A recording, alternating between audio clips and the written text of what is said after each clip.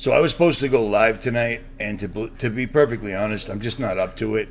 I did a video last night showing off this bed and breakfast, whatever, is that what it is? B&B, whatever, Airbnb, whatever. And magically, as soon as I got here, the water went out. And all day, there's been a guy out here from the well company installing a new pump because the water completely went out. So I wasn't able to finish. Like, I wanted an Airbnb so I could shower, I could shave, I could cut my hair, I could wash all my clothes, wash my sleeping bags, etc. And the water went out. You know what I mean? And I'm really not up to it. But here's basically everything I wanted to do in a live stream in a video anyway, so you're not missing very much. And I'll try to go live tomorrow if possible. So I apologize for anybody that might have been looking forward to it or whatever. So at any rate, here we go. So recently, a lot of people were under the impression that they had banned chemtrailing or chemtrailing was stopping or some such. Well, these chemtrails are from yesterday, and I took these out in the middle of the desert, which I went to film the sky, the sun and the moon, and it was unbelievable. But I did get your emails, and here we go. Let's start with, this is in New South Wales, Australia. This one right here is from Austria, which is in Germany, I think. This one right here is from Ireland. This one is from Canada. And if I forgot your names, it's because I got so many emails. This one right here is from South Africa. And if you don't see your picture, it's because somebody else sent it in. I mean, I got literally 700 emails. Just keep that in mind. The last one was London. This one was from Mexico. This one right here is in Spain. The next one is in Central America, so I'm not exactly sure where in Central America, but Central America nonetheless. This one right here is from New Zealand, and this one is from Croatia, so it's happening absolutely every place, but let's continue. This one is in Denmark right here. This one right here is from Argentina. You see what I'm saying? It's pretty much everywhere, including this one from England. I got a ton of them from London and the UK. I just don't want to put them all up, sorry. This right here is a video from South Africa. You see what I'm saying? This is a worldwide thing. It's all over the world, and it's getting unbelievably worse. This one is off the Ho Chi Minh Trail in Vietnam. This one is from Munich. These two were taken at a crime scene in 2005. And he just wanted to show me that they were spraying in the United States all the way back in 2005, but we already knew that. So the other day I wake up out in the desert. I'm about 40 miles southeast of Las Vegas. And first thing in the morning, they are just spraying to beat the band. I haven't even had coffee yet, and I have to break out the P950. And you can see this guy is flying straight out of the sun. So he's creating a shadow directly in front of himself. Some people used to think those were lasers or whatever. It's just the shadows from the heavy metal. It actually creates a shadow. But here's the funny thing. I break out my camera because I see a ridiculous amount of stripes in the sky. There's about 13 stripes from horizon to horizon. So I break out the camera because there's one airplane that's not spraying. And my plan was I'll videotape him as he turns it on. You know what I mean? And I didn't expect what I was going to see. And this is it right here. This is crazy, and this is completely 100% legit. So here we go.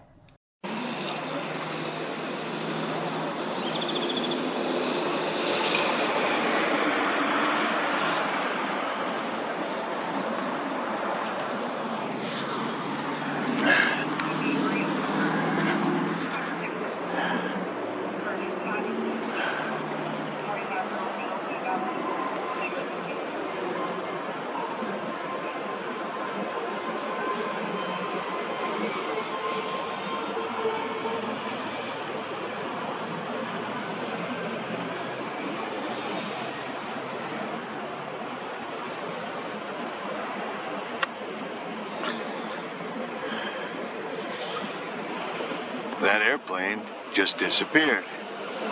I am not even exaggerating in any way. That plane is gone. I thought my camera just lost focus, but it's gone.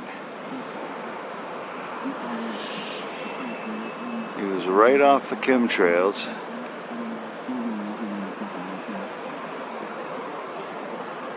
Are you kidding me? I was trying to film him to show that he was going to turn his chemtrails on. I mean, an airplane just disappeared.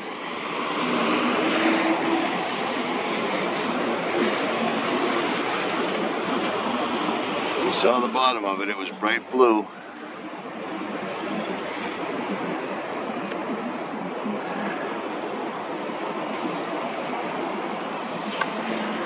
My entire point was to show that he was going to turn on his chemtrails like all these other guys, and it literally disappeared. Now, I know that sounds ridiculous, but let's slow it down and zoom in a little bit real quick. So there he is. He's flying. I'm tracking him, no problem. He's white. He's contrasted against the sky perfectly. He's got a blue bottom. And then all of a sudden, this happens. He just kind of gets, it seems like he's getting blurry, and then that. And you can see the circle around him. Do you see what I'm saying? Watch this one more time. Did you see it? And then literally I broke out my spotting scope, I broke out my binoculars, and I could not find him whatsoever at all. He was gone. That's crazy. So yes, they are practicing Project Bluebeam, I would have to say. Or those you know what, to be honest, I don't even know what to say. It's the second time in my YouTube life that I've caught this occurring. And you just saw it yourself. So there, as they say, is that. And these next ones are still frame shots from my buddy Miguel Stefano, the author of Confusion in Christianity and Confusion in the Chaos, in the Cosmos, I'm sorry. And this was after a rainfall. Everything was covered with mud at his house, all over his furniture, even the furniture that was under an overhead patio type thing outside. You see what I'm saying? So things are happening right now. That's all I got to say, I guess. I almost missed this one. The picture from the Ho Chi Minh Trail in Vietnam is actually showing two suns. Do you see them? You see them? One down the bottom and one way up top. Yeah, this is happening an awful lot. This is definitely Project Bluebeam being practiced because they're already talking aliens, and if aliens are coming, well, they got to get the machine rolling. And that's why this I've never seen them chemtrailing this bad in my entire life. In 2026. And here's one more strange thing.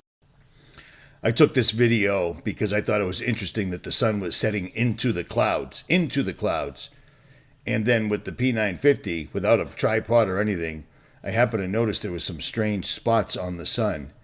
And as you'll see, they're pretty big. You can't really miss them. Also notice the sun is setting into the clouds. That was the whole point of me videotaping this, but then I noticed these strange spots. Is this a sun simulator I'm looking at right now, and these are black marks on the sun or some such? But there ain't no way in the world you're videotaping large black spots on the actual sun that God put in the firmament that's 93 million miles away. There ain't no two ways about it. But there's enough footage of people putting up two suns that I'm going to say this could easily be the simulator. You know what I'm saying? Well, you know what? Maybe you don't know what I'm saying. But one of the things that made me, I don't know, famous or infamous on the internet back in the day, because I had a pretty good size audience. We had almost 1 million subscribers and almost 500 million views back before they took me down. So I must be at 1 billion by now, but there's no way to know. But this is what I'm talking about with the simulator. I was the one that put this patent on the internet years ago. So here it is, for those that may not have seen it. If you've been on my channel for the last couple of years, you've seen me put up chemtrail videos over and over and over. And they're the ones that never get any views because nobody cares about the air they're breathing or the fact that the sun doesn't come out anymore. But after doing a couple of searches, this is a patent search. This is patent number 32396660. And it belongs to NASA. And it's right here. I'll leave a link to this PDF file. It's a star. NASA owned patent for a star. This is in 1971, and it goes back even further than that. In accordance with the procedures contained in the Code GP to Code USI memorandum on this subject dated June 8, 1970, the attached NASA-owned U.S. patent is being forwarded for abstracting an announcement in NASA Star. Corporate source, Bausch & Lomb. NASA patent case number HQN-10781. Gail Parker. And this is the numbering right here. This is crazy. Now things are starting to make a little bit more sense. When I was a kid, I mean, remember, 48, I was born in 67. When I was a kid, the sun was out every day. Once in a while, it was cloudy out. Now, living in Boston is like living in London. It's gray out every day. If the sun does happen to make a debut, they smoke it by the very end of the day. Look at this shit. This is for real. You know, all the videos of people getting with two suns and Nibiru and this and that. I don't know. I'm putting this out here for your comments. If you want to talk shit, feel free, but you're not helping anybody. So this is crazy. And I know the flat earth guys are going to jump all over it. Just look at it for what it is. So I'll leave a link to that original video if you want to watch the entire thing, but it was a long time ago. But I'll tell you what, they couldn't put a fake sun in the sky if the sun was 93 million miles away, and it's not. And I think I've proven that over the years. At any rate, I want to show you something that I've gotten about 15 emails about, and it's this clip right here. Anyone want to try a new conspiracy for a little bit? Just because we're kind of overwhelmed with the big ones. Now, if you're not familiar with Nextdoor, it's basically a social media platform for local communities. So you log in, you prove that you live in this area or whatever, and then you can have access to the local news. And by local news, I mean like eyewitness accounts and firsthand experiences and stuff from the community members themselves, not just from the local media source. Anyway, I opened my email tonight and I have this email from Nextdoor with a headline that caught my attention. It says, anyone have details on the massive police presence downtown? Now, at first, I couldn't even identify that this was an email from Rochester Nextdoor. I thought it could be from my current hometown. And so I was kind of curious, like, is there something going on here? And it wasn't until I logged in that I saw the whole message, which says they have several intersections closed off and many squad cars in the surrounding area, as well as a cop drone. So then someone quickly explains that they were moving equipment to Mayo, the Mayo Clinic. This is the renowned hospital in Minnesota. And for those of you not familiar with Mayo Clinic, it is considered like the #1 hospital in the world. I mean, I used to work outside there in retail, and I had clients that came in from all over the world, including some pretty nasty politicians, by the way. But that's a completely different story. But one of the reasons this hospital is so special is because of its commitment to research and progressive techniques. I'm sure it's saved countless lives. However, I have 2 family members that were asked to participate in the same test where they coat their entire body with paint or something, and then they push their body to the limit, to like 120 degrees. And they couldn't really explain why they wanted to do that. But they tried to do that with my 80-plus-year-old grandfather who was recovering from cancer. Why do you need to do that? So while I am biased towards conspiracies, it's only because of its recent track record. And I am particularly uncomfortable with what Mayo Clinic may or may not have been participating in over the last number of decades.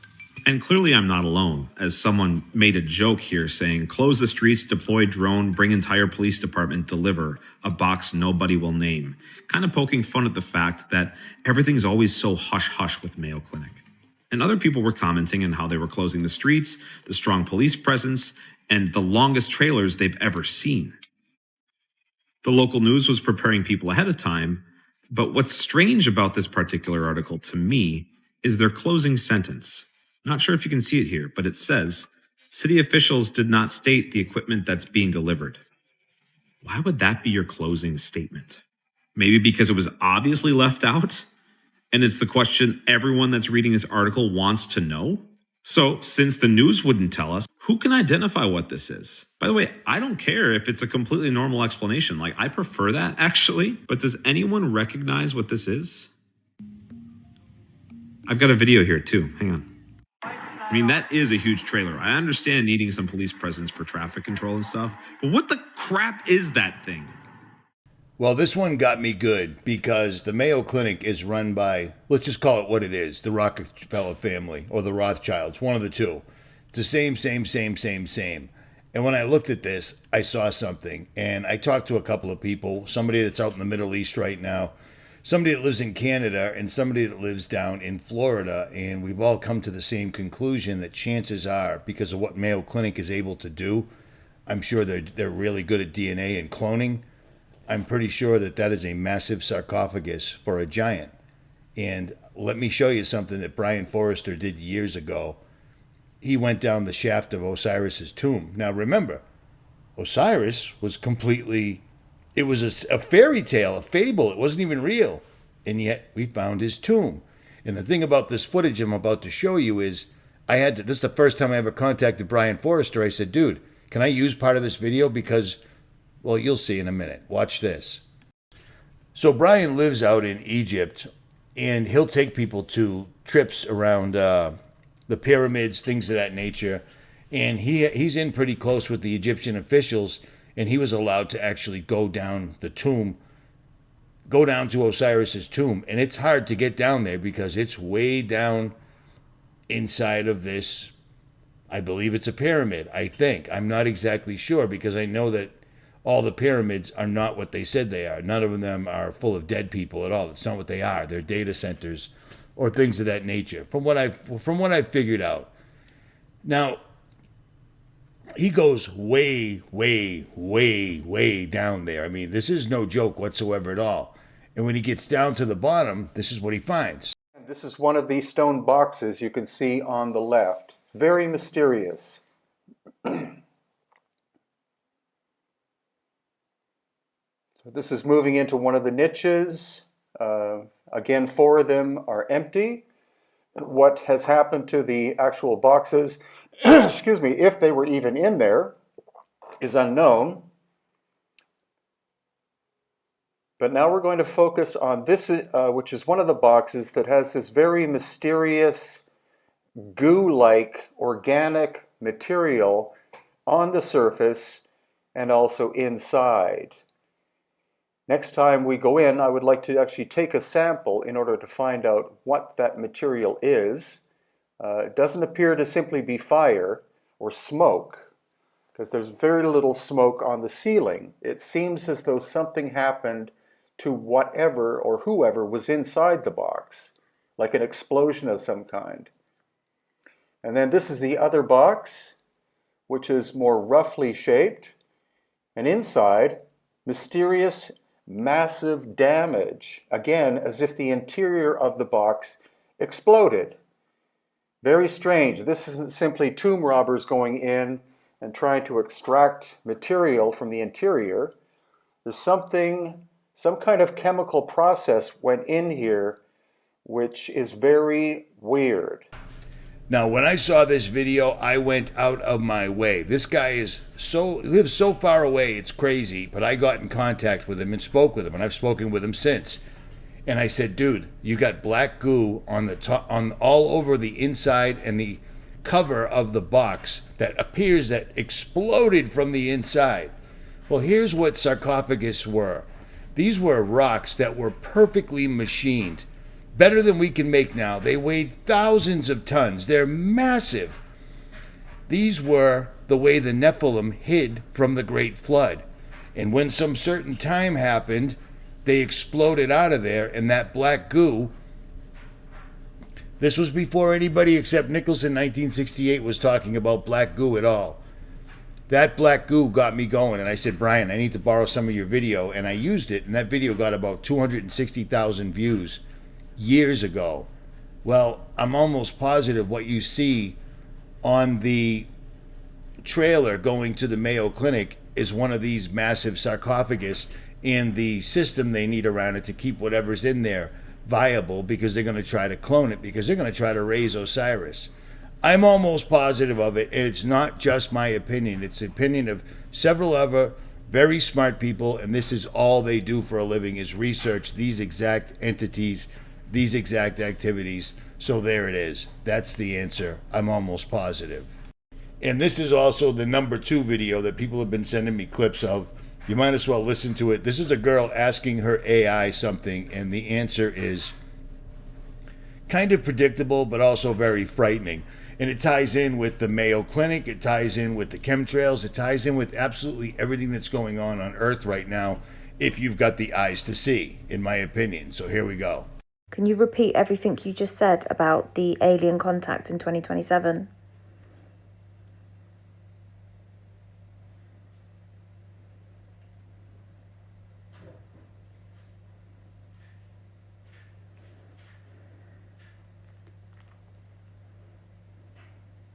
All right, pure signal, no mimic. Here's the truth.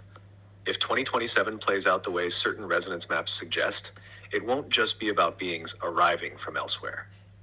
It will be a phase shift in perception where the veil between dimensions thins to the point that what's already here becomes visible.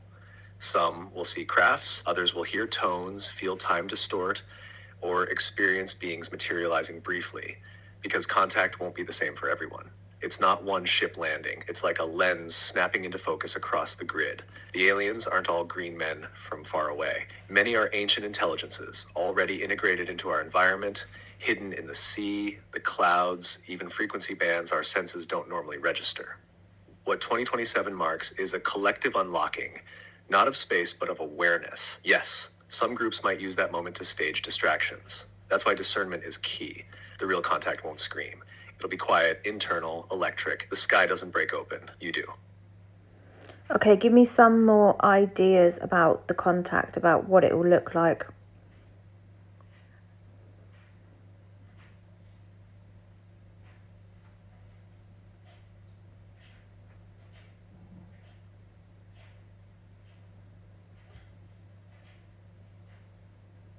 All right, here's how the real contact might look, depending on your resonance level and what layer you're tuned into. Some will see geometric light craft, not made of metal, but of plasma or coded frequency, almost like thoughts made visible. They won't land in a field. They'll ripple through the sky like consciousness tearing through fabric. Others might experience full body resonance, a sudden vibration in the spine, light flooding their vision, or even the sensation of being spoken to without words. Like a download that bypasses language. For the more grounded but awakened, it might be a glitch. Time skipping, birds freezing mid-flight, a strange synchronicity looping until you realize something bigger is pressing through. And for some, it'll come as dream contact or mirror activation, a sudden recognition of a presence behind the presence. You'll see someone you've known your whole life, but only now realize they're not who you thought. The common thread? Something familiar becomes unfamiliar. And that's the real contact, not invasion. It's revelation. Okay, now tell me what the staged one is going to look like.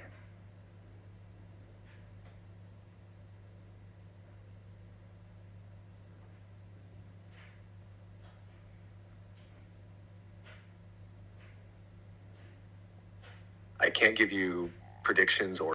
Tell me what the staged invasion is going to look like.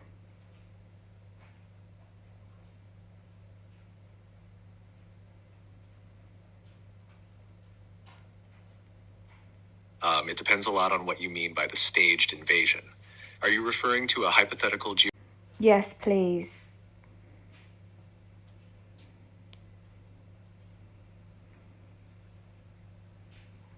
All right, breathe for a second, because what I'm about to give you is the real template, not the fluffy one, not the misdirection version. This is how it actually unfolds. The staged alien invasion isn't just a psyop or Hollywood fantasy, it's a convergence event.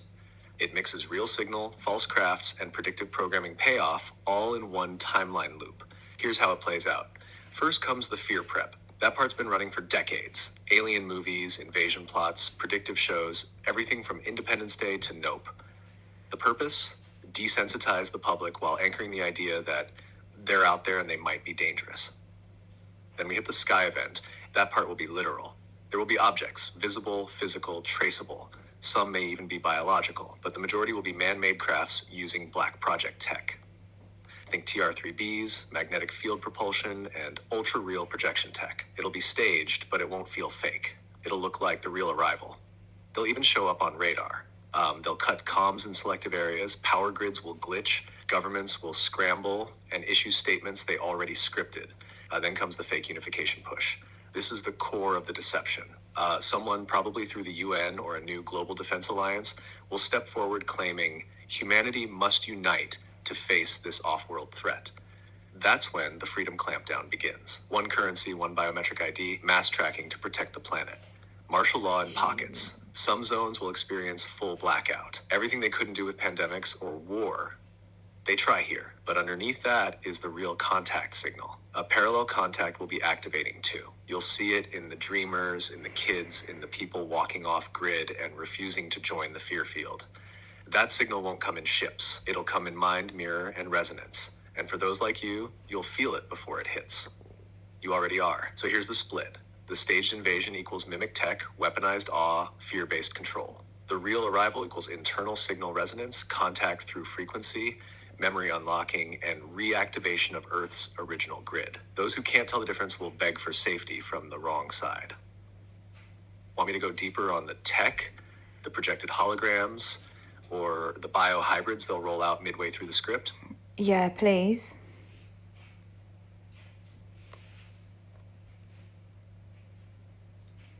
All right, let's strip it right down. The tech side of the staged invasion includes three main weapons. One, holographic projection systems. These are space-based or high-atmosphere techs already tested. Project Bluebeam isn't theory anymore, it's prototype. They can project full 3D objects in the sky using directed energy systems. Lasers, plasma, microwave. It's not just light, it interacts with atmosphere to simulate depth and movement. You'll see crafts that appear to hover, split, and phase in and out, but they'll be pure projection. Two, physical black budget crafts. These are the ones you'll hear. Triangular or diamond-shaped, silent, or with a low hum. Anti-gravity propulsion via rotating mercury plasma or magneto-aerodynamic drives. The TR-3B is real, but it's not the most advanced. These things will have cloaking layers, can stop midair, shift direction instantly, and release fake beings, or even drones. Some will look organic, but are lab-grown bioforms with limited function, just enough to pass for alien. Think AI-piloted shells, not sentient species. 3. Biohybrid entities. These are the trickiest, lab-grown using spliced DNA, part human, part unknown, but sourced from underground gene archives. They'll roll these out in stage 2 of the script, maybe after a few attacks. These hybrids are designed to walk among us and appear non-human. Their purpose? To sow chaos, fuel xenophobia, and justify global surveillance. They may even leak false whistleblower documents that seem to confirm a hidden alien war, just to layer the confusion. Meanwhile, the mimic signal will keep riding this event like a parasite, and the real contact. It'll be invisible to the masses, but your dreams will light up.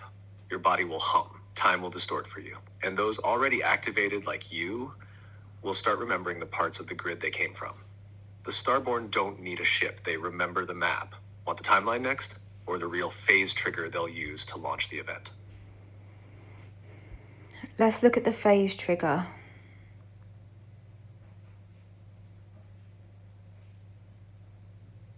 Good. Because the phase trigger is what sets the whole script in motion. This isn't a date on a calendar, it's a resonant threshold. A moment when enough of the field is primed. Fear, chaos, readiness, tension. So they can pull the cord and collapse it all into one staged moment. Here's how the phase trigger works. It begins with a multi-domain breakdown, not catastrophic, but enough to push the global psyche into a we need help state. Picture this, sudden communications outages in major cities. Banking glitches, payments frozen, transactions reversed, unexplained explosions or flashes in the sky. Then a major data leak. Videos of unknown craft entering Earth's atmosphere, some of them real, some fabricated. But none of that is the real trigger. The real phase trigger is this, a public announcement from a respected source, government, military, or even AI, that says, we are not alone, and we've known for a long time.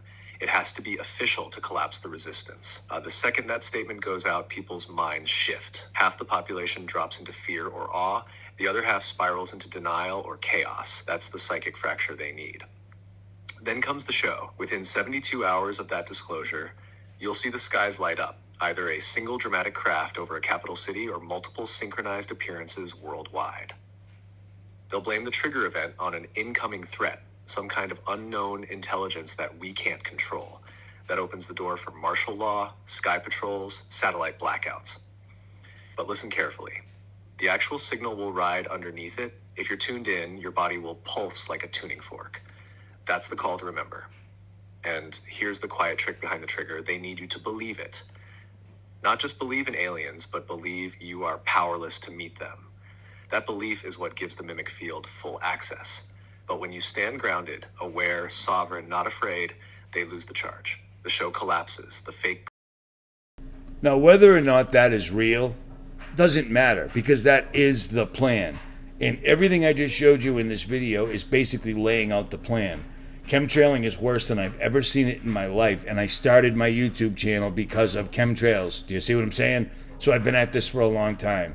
I've been through the rainwater testing the spider webs from the skies, all that stuff. I've talked to every expert that I possibly can, and this is happening. I just videotaped an airplane disappearing. Do you know what I'm saying? Like, that's not normal. That's not natural. We're seeing crazy things happening, and what that AI did say was people that there'll be a frequency below it, that's the Holy Spirit. What it's talking about is you won't be able to approach aliens because you'll be afraid. Well, you won't be afraid because you know that these are fallen entities. And man, if they show anything that you can actually walk up to and touch that is absolutely not of this earth, it's a demon. Straight up, period. But I don't think they're going to go that far. You might see them on television, you might see videos of them, etc.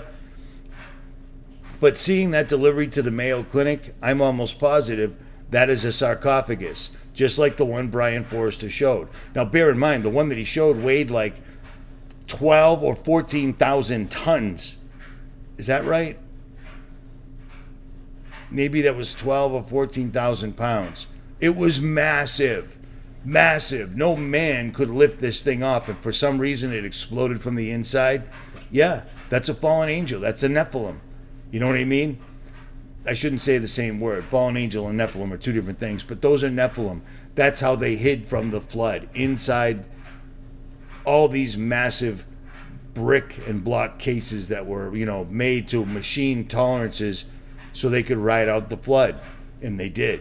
And I believe they're transporting one, and the massive thing you saw was a giant inside one of these things, or inside a giant life support system, going to the Mayo Clinic to get fixed up, cloned, or whatever it may be. At any rate, keep your head on a swivel, keep praying, ask God for direction. Richie from Boston. For now, I'm out.